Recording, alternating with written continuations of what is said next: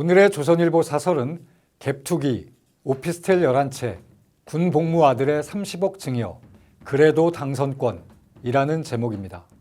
아무리 나라가 진영으로 갈라져 우리 편이면 무조건 지지한다지만 거기에도 정도가 있어야 합니다. 경기 화성을에 출마한 민주당 공영훈 후보가 2021년 보유하던 서울 성수동 땅과 건물을 토지거래 허가구역으로 지정되기 바로 전날 군 복무 중인 20대 아들에게 증여한 것으로 나타났습니다. 증여가 제한되기 직전에 아들에게 물려준 것입니다. 공 후보는 현대자동차 부사장 시절이던 2017년 6월 11억 원을 주고 이 부동산을 샀는데 4개월 뒤 인근의 현대차그룹 계열사가 보유한 땅이 서울숲 부지로 편입되면서 땅값이 급등해 지금은 시세가 30억 원이라고 합니다. 회사 내부 정보를 이용한 투자라는 의혹까지 제기됐습니다. 누구나 건물을 사고 자식에게 증여도 할 수 있습니다. 하지만 공 후보는 이곳에 산 적이 없습니다.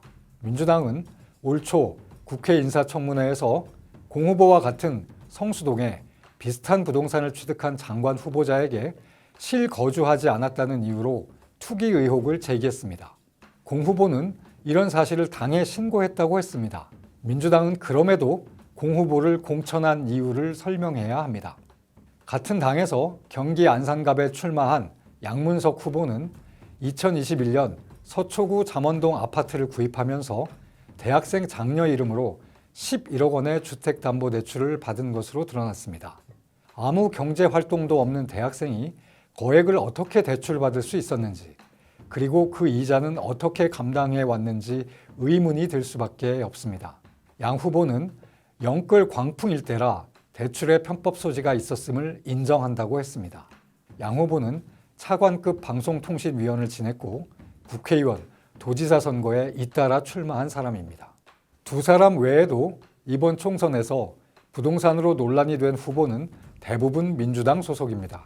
서울대생이 많이 사는 서울 관악갑 지역구에 출마해 청년 주거 부담을 줄여주겠다고 한 박민규 후보는 이 지역에 오피스텔 11채를 보유한 것으로 드러났습니다.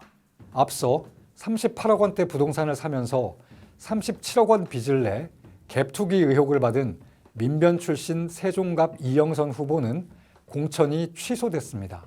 하지만 2021년 54억 원의 빚을 내 65억 원대 상가를 사들여 갭투기 의혹을 받고 문재인 정부 청와대 비서관에서 물러났던 김기표 후보는 이상하게도 자리를 지키고 있습니다.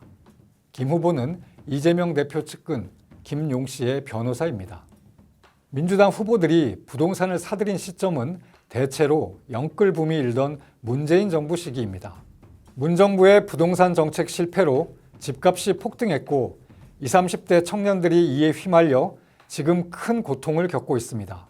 그런데 문 정부와 민주당 사람들은 부동산으로 돈을 벌고 이제 국회의원까지 되겠다고 합니다. 또 친문 검사로 꼽혔던 조국혁신당 비례 1번 박은정 후보의 검사장 출신 남편은 다단계 피해 예방을 위해 노력하겠다고 해놓고 다단계 사기 업체를 변호해 무려 22억 원의 수임료를 받은 것으로 나타났습니다. 이들 대부분이 당선 확실이라고 합니다. 정말 나라가 이래도 되는지 묻지 않을 수 없습니다. 오늘의 조선일보 사설이었습니다.